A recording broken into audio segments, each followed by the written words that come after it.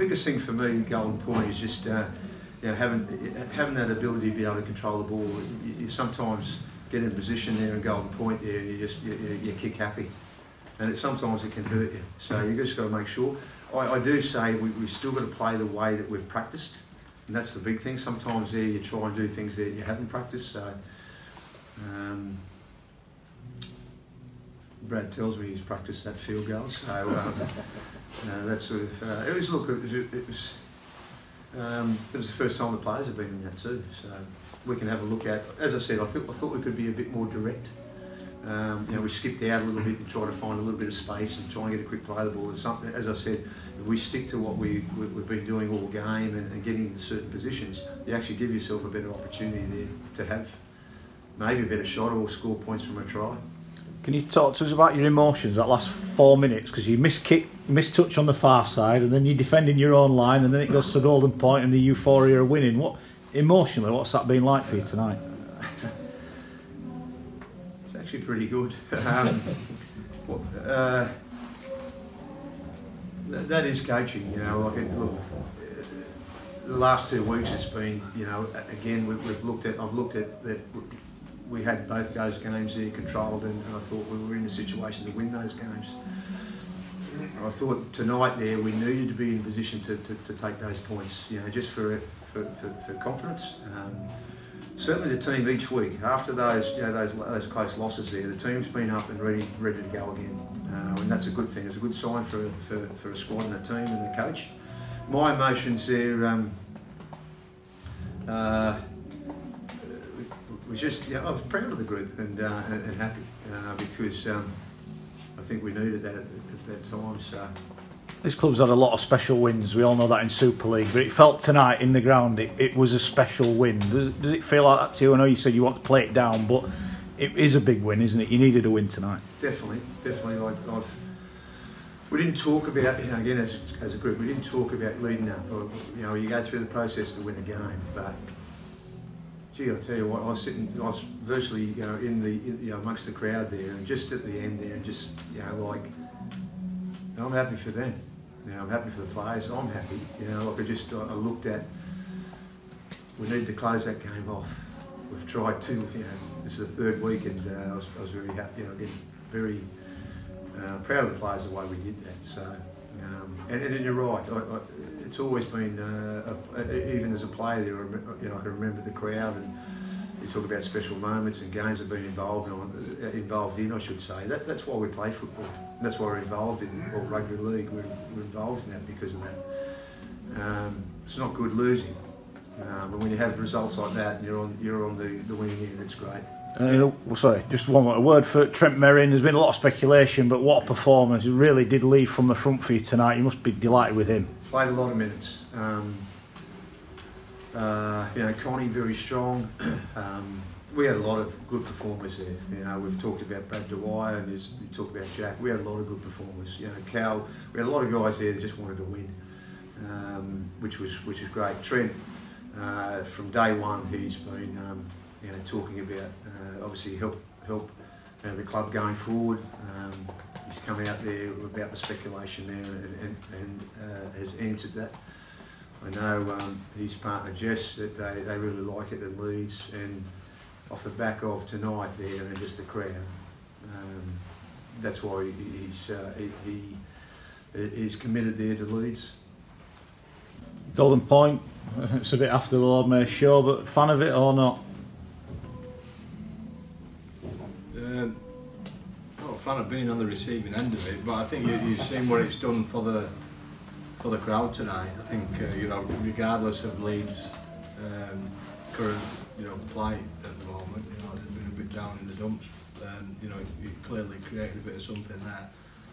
It's great to walk through them like that. And second half, like you said, second half you did play really well. But Millington played really well for you when he came back on.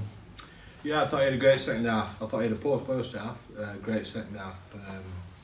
Yeah, we just needed to apply what we did, which we spoke about. That was our plan, the way we played in the second half. But we just didn't, for whatever reason. I thought Leeds started, they got the ascendancy.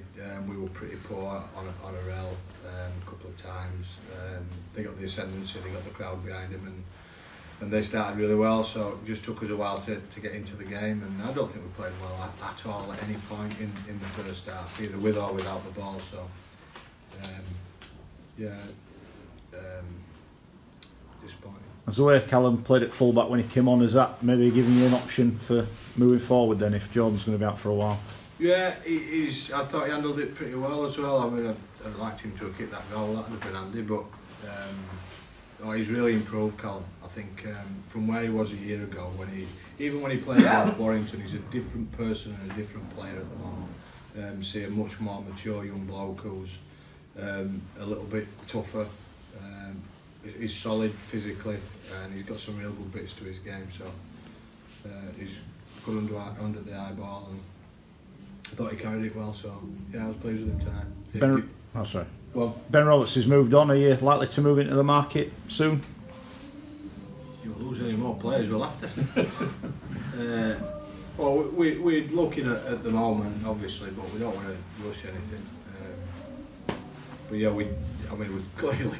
You know, look at the sideline, we're down on troops, and it's pretty frustrating and difficult to deal with at times, because there's a few players in there today who I wouldn't pick if I had options. You know, there's clearly a few boys who are not quite good enough at the moment, but I ain't got any options.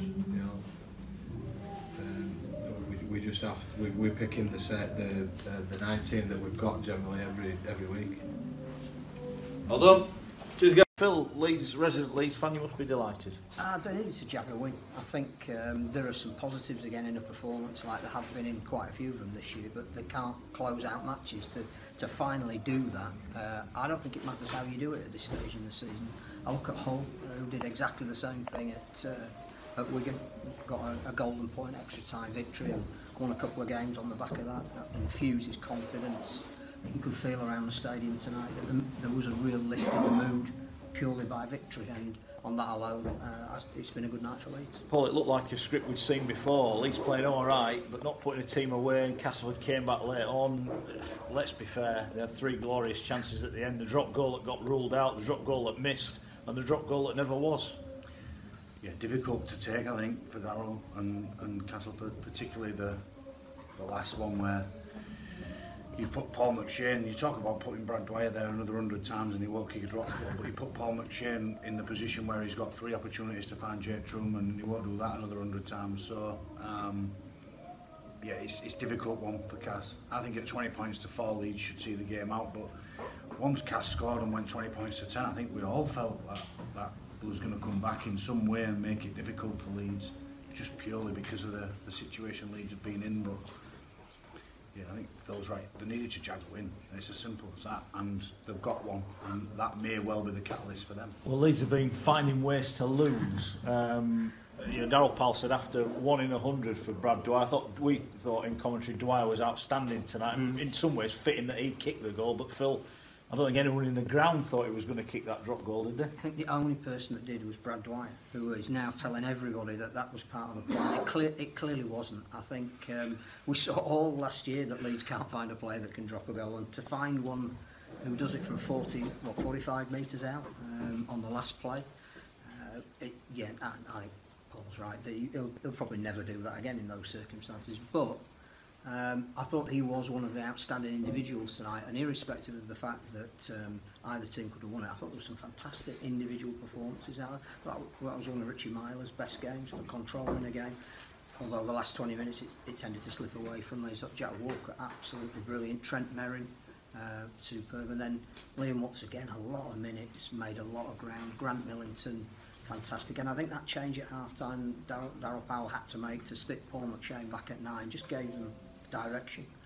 So some really good individual performances, but either side could have won that. Yeah, let's concentrate on Leeds. They're the winners tonight. I think people are saying that Dave Furner owes Brad Dwyer a drink. It went through the ringer, didn't he, at the end? We were sat right in front of him. They missed touch with 3 minutes left. They should have lost, but I thought the goal line defence tonight, Paul, was a lot better than it has been recently. Yeah, no question. I think they had to be. Castleford a lot more at you than anything that Caplan have done, and even London. London only scored 3 tries through kicks. Let's remember that. But Leeds needed a resolute performance and needed to find a way to win a game regardless of the circumstance of they needed 2 competition points, and they've done so. I think David Furner will have gone through the ringer, as you said, missing touch, should have closed the game out, almost see it snatched away from you. A drop goal that may well have been, that wasn't given, and then one that wasn't taken. So I just felt once they'd not taken that drop goal, Castleford, that it was Leeds' to win then. I thought that they'd be buoyed by a poor decision from McShane, and it turned out that way. And listen, it doesn't matter how they go over and who kicks them over. If it sneaks over the crossbar by, if it clears the stand, it makes no difference. It's 1 point and it's 2 points to Leeds on the competition ladder, and that's really important moving forward. They've got a big game next week now at OKR as well, so a chance to string a couple together and regain some much needed confidence. And Dave Furner saying after Phil, he wants his players to keep a lid on it. Yes, they've won, enjoy the moment, but it is only a second win of the season. But all of a sudden that trip to Humberside next week looks slightly different, doesn't it? Yeah, and then there's Huddersfield coming up over Easter as well. So there's games that they will look at and say they're around teams that have been similar to us in their form so far this year. We saw it with Hull, didn't we? They won with a drop goal. They then played Huddersfield and Leeds, and all of a sudden, from being at the bottom, they're in the top 4. It can change very quickly if you can put a run together. And the most important thing from a Leeds point of view tonight is that they've not shown sufficient resilience this year. They've found ways to lose games because they haven't had the strength of character to win games. Tonight, however they've done it, and again, I would point out, wouldn't I, but they had a try disallowed for obstruction, which is something that we really need to look at as a sport.